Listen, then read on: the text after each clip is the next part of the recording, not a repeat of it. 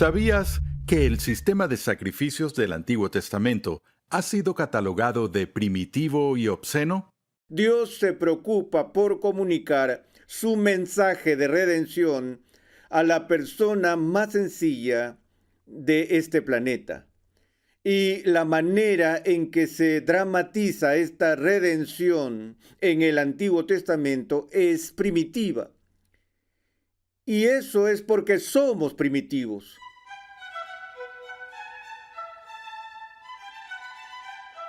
Bienvenido una vez más a Renovando tu Mente con el Dr. R.C. Sproul. Hoy presentamos el 11º capítulo de nuestra serie titulada Del polvo a la gloria. En el Antiguo Testamento, Dios le da el sistema de sacrificios a un pueblo primitivo para enseñarles acerca de la obscenidad de los seres humanos que se rebelan contra un Dios santo. En esta charla, veremos cómo los sacrificios bajo el sistema del Antiguo Testamento anunciaban el sacrificio de Cristo mismo. Ahora, pasemos al salón de clases a escuchar al Dr. R.C. Sproul en la voz de Pepe Mendoza. Fue hace como 30 años atrás, cuando estaba trabajando como profesor de teología filosófica en la Escuela de Teología de Camwell, en Pensilvania, que fui invitado a ir a una de las iglesias locales de Filadelfia para exponer una charla sobre el significado del nuevo pacto. Y la forma en que esta serie de charlas fue organizada por la iglesia era que la semana anterior ellos recibirían la charla de un rabino acerca de los principios del antiguo pacto. Y yo recibí una llamada antes de ir a la iglesia y me dijeron que el rabino había enfermado y que no podía ir a dar su mensaje, así que me pidieron que cambiara mi tema por el de la relación entre el antiguo pacto y el nuevo pacto. Y traté de hacerlo enfocando mi atención a la forma en que Cristo en la cruz, al hacer una expiación, cumplió con el sistema de sacrificios del Antiguo Testamento. Y algo pasó en medio de esa conferencia que nunca me había ocurrido antes en un lugar de reunión pública. Estaba hablando de la cruz y de cuando Cristo se convirtió en una maldición por nosotros. En eso alguien en la audiencia, que estaba muy turbado por lo que yo enseñaba, gritó: "Eso es primitivo y muy ofensivo". Justo en medio de mi conferencia había cientos de personas allí. No estaba seguro de qué hacer, pero me detuve ahí mismo. No pude evitar detenerme y decir: "¿Qué dijiste?". Sabía muy bien lo que él dijo, pero estaba ganando tiempo para pensar. Y dije: "¿Qué dijiste?".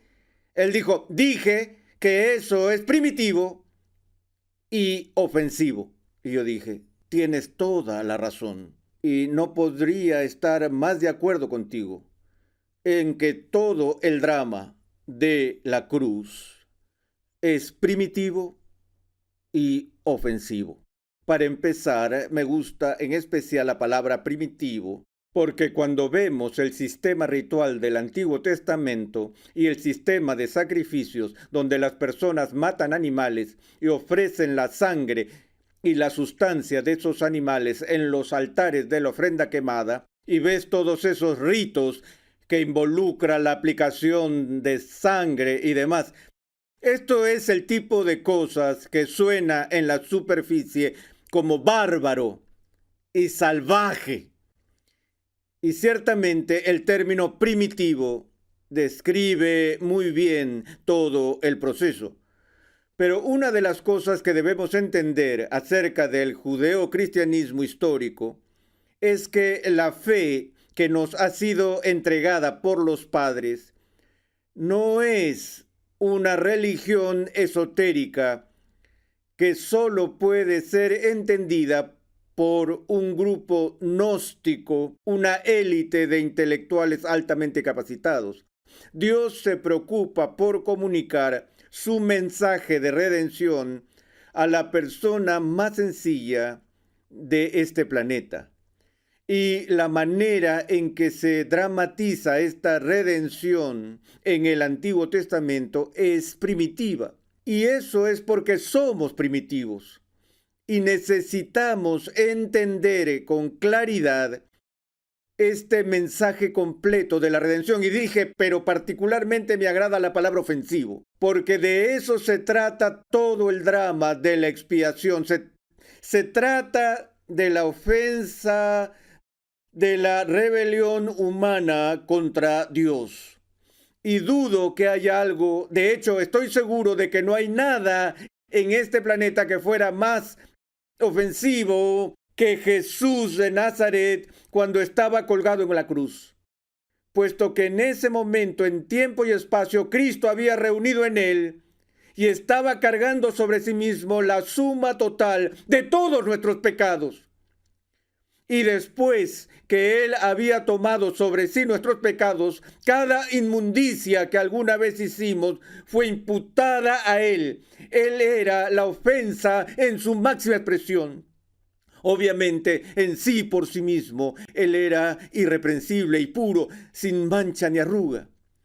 Pero una vez que nuestro pecado le fue imputado y transferido, él se convirtió en una maldición por nosotros. Eso fue ofensivo, que incluso los cielos se oscurecieron y Dios, por así decirlo, le dio la espalda. No podía mirar esta ofensa. Ese es el Evangelio, que Dios ha condescendido para cubrir nuestras ofensas, para cubrir nuestra pecaminosidad. Y todo eso se representa dramáticamente en todo el sistema de sacrificios que se instituye en el Antiguo Testamento.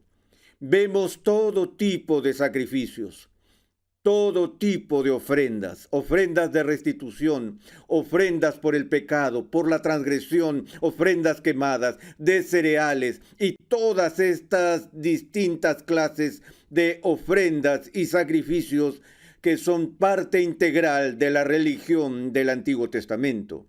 Y de nuevo, los capítulos iniciales del libro de Levítico brindan detalles específicos que regulan estas distintas ofrendas. Pero lo que quiero ver hoy es el corazón y el alma de todo este sistema de sacrificios, ya que fundamentalmente hay dos cosas que subyacen a estos sacrificios que Dios ordena y manda a su pueblo. Uno es la expiación y el otro es la consagración. Por un lado tienes la ofrenda del sacrificio que al mismo tiempo se entrega como un regalo. Si nos hacemos la pregunta fundamental, ¿qué es la adoración? E hiciéramos esa pregunta a un santo del Antiguo Testamento, estoy seguro que la respuesta sería algo así: que el elemento principal de la adoración en la vida del creyente es hacer una ofrenda o un sacrificio de alabanza.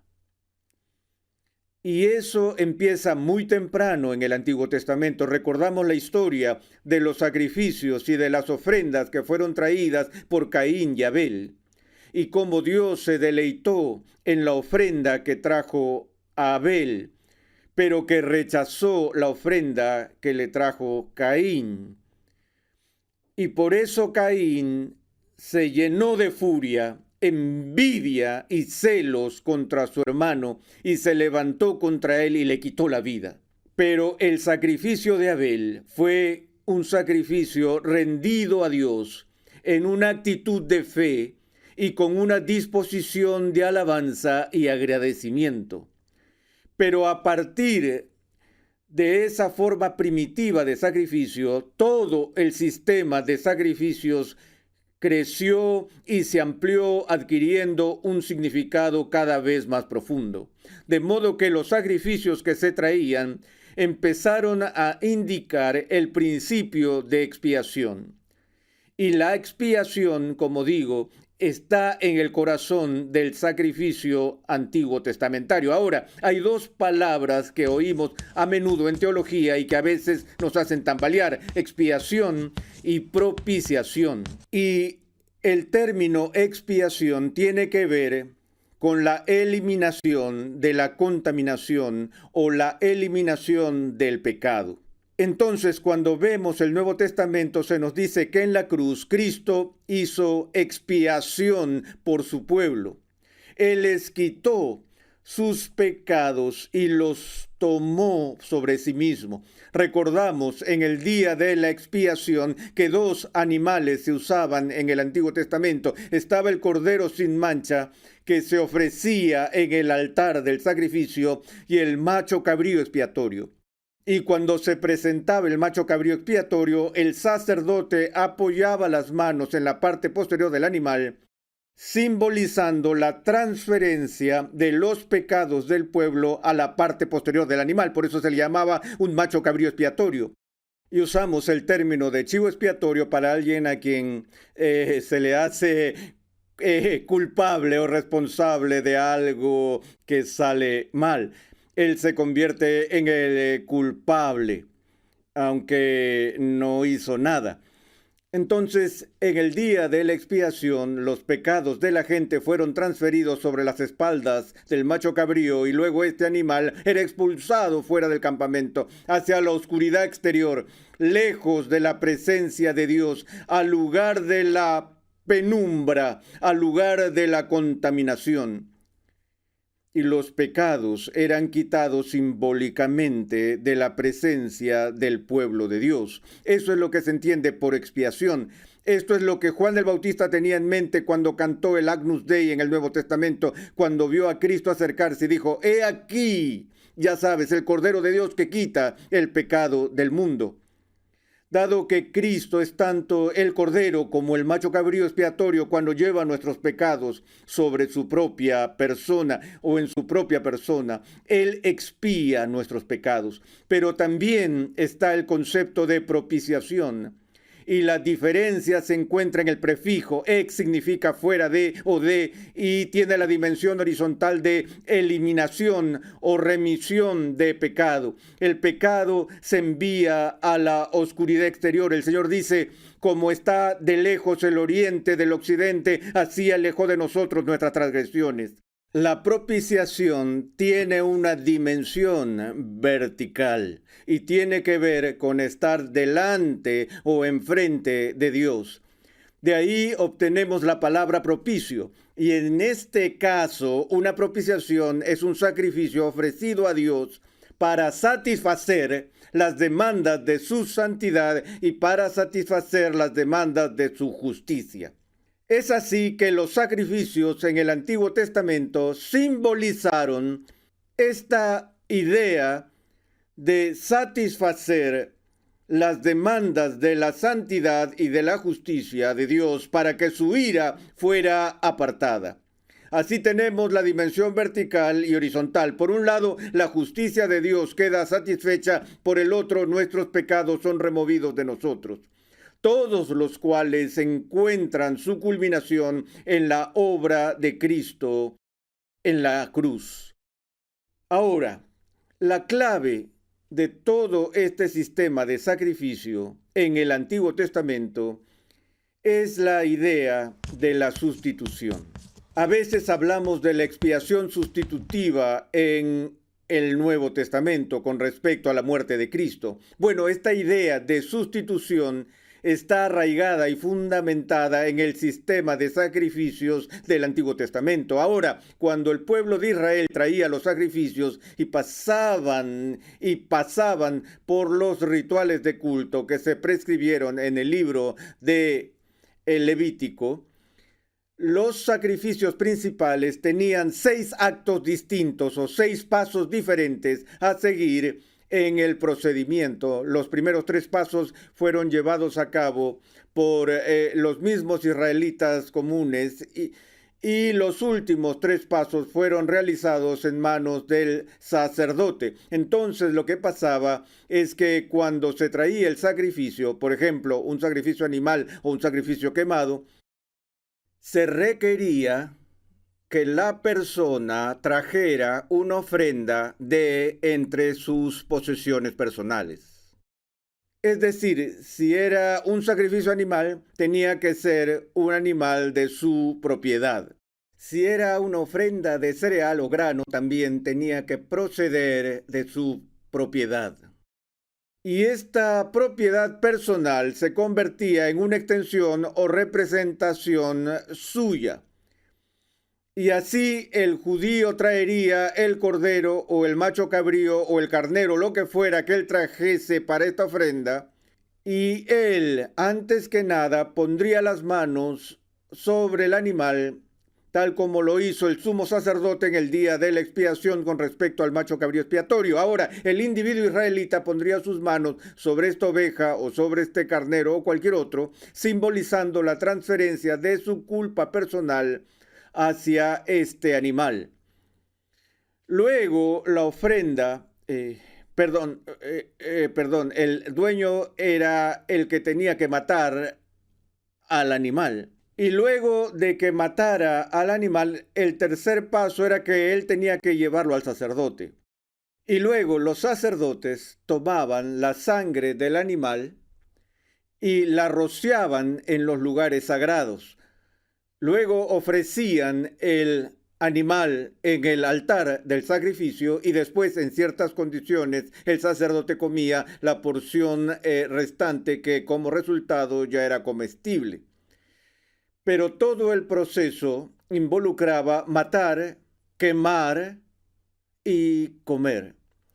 Ahora, el principio del Antiguo Testamento era este, que la vida estaba en la sangre. No porque los judíos tuvieran una forma primitiva de anatomía o una comprensión del sistema circulatorio. No hicieron una identidad absoluta entre la sangre y la vida. Aquí había una relación simbólica. Recuerdo que el evangelista anglicano John Guest comentó una vez en una conferencia, él dijo, siempre estamos hablando de la sangre de Jesús y de la sangre de Cristo aquí y la sangre de Cristo allá. Él continuó, piensen por un momento, supongamos que Jesús vino a este mundo y se raspó su dedo con un clavo. ¿Hubiera sido suficiente? Habría tenido la sangre de Cristo, pero eso hubiera sido suficiente para satisfacer las demandas que Dios había establecido para la expiación definitiva? Por supuesto que no. La idea del derramamiento de sangre está simbolizando el perder la vida, porque la pena por el pecado es la muerte. Y por consiguiente, la muerte del sustituto es lo que se necesita para que se cumpla esa pena. Así que no se trataba simplemente de cortar a los animales y tomar un poco de sangre y rociarla. La idea de la sangre era un símbolo de la entrega de la vida completa del animal. Ahora, también entendimos que estas ofrendas y sacrificios que se hicieron en el Antiguo Testamento eran típicos, es decir, anunciaban la expiación suprema que iba a venir en el evento final de redención, cuando Cristo se ofreciera a sí mismo como el perfecto sacrificio una vez y por siempre. Y tal como el autor de Hebreos enfatiza el punto, haciendo la pregunta, ¿es posible que la sangre de los toros y machos cabríos quite los pecados? No, es evidente que estos animales no son suficientes para ser sustitutos adecuados de la vida de una persona que era culpable delante de Dios. Pero tomaron su valor, como dije, simbolizando al Redentor prometido, que sería el Cordero sin mancha, que daría su vida como el sacrificio definitivo una vez y por siempre.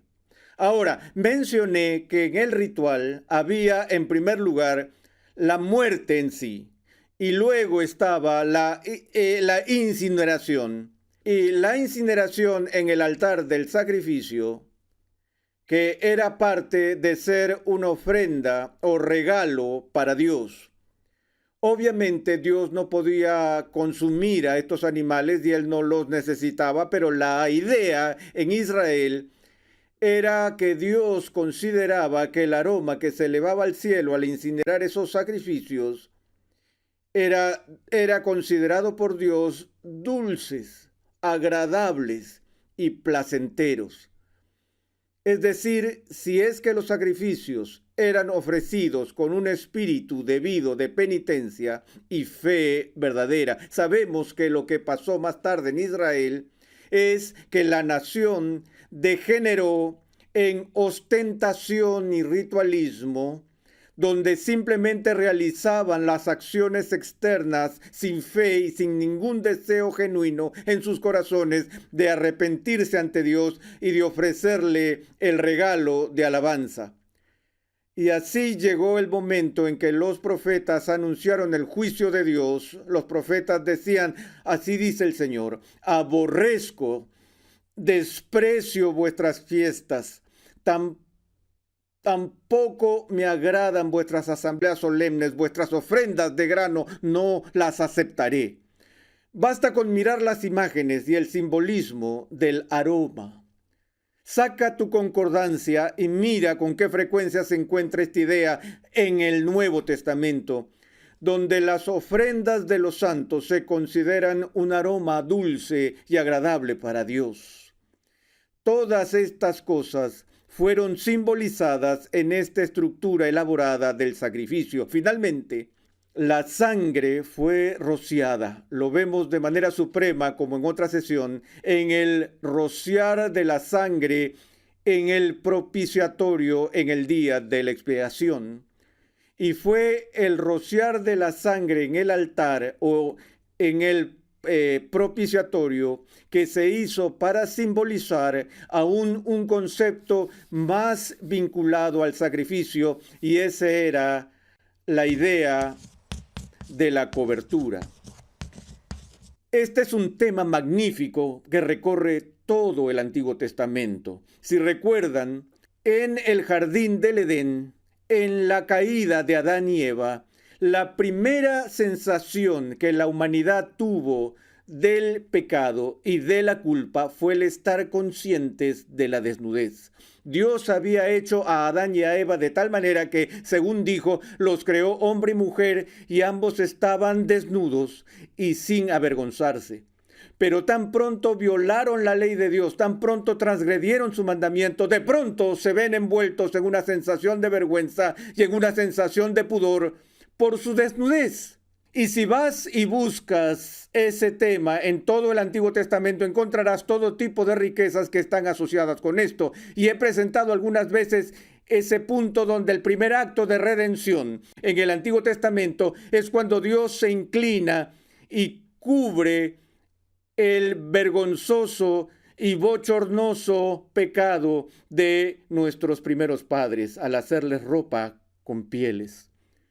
Nos acordamos de la historia de Noé, cuando su hijo se burló de él, cuando descubrió su desnudez, y sus otros hijos cubrieron la desnudez de su padre y recibieron la bendición de Dios por hacerlo.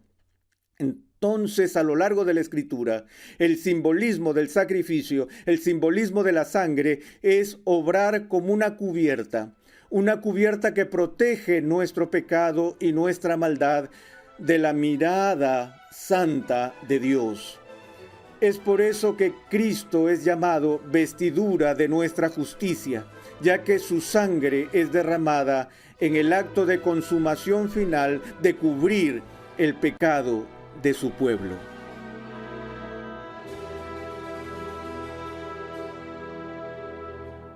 Cristo hizo expiación por nuestros pecados al cumplir con los requisitos del sistema de sacrificios del Antiguo Testamento.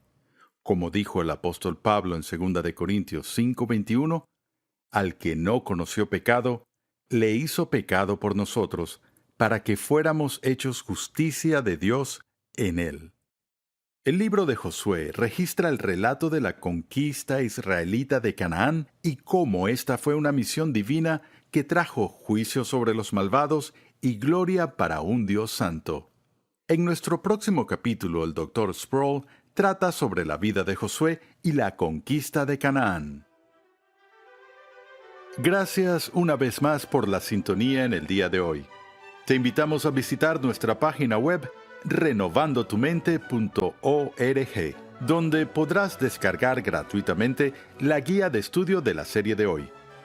Allí, además, encontrarás una amplia variedad de recursos, tales como episodios pasados, artículos y contenido multimedia, con la finalidad de cumplir con nuestra misión de proclamar, enseñar y defender la santidad de Dios en toda su plenitud a tantas personas como sea posible. Para contactarnos, por favor envíanos un correo electrónico a programa@renovandotumente.org con tus preguntas, testimonios y comentarios.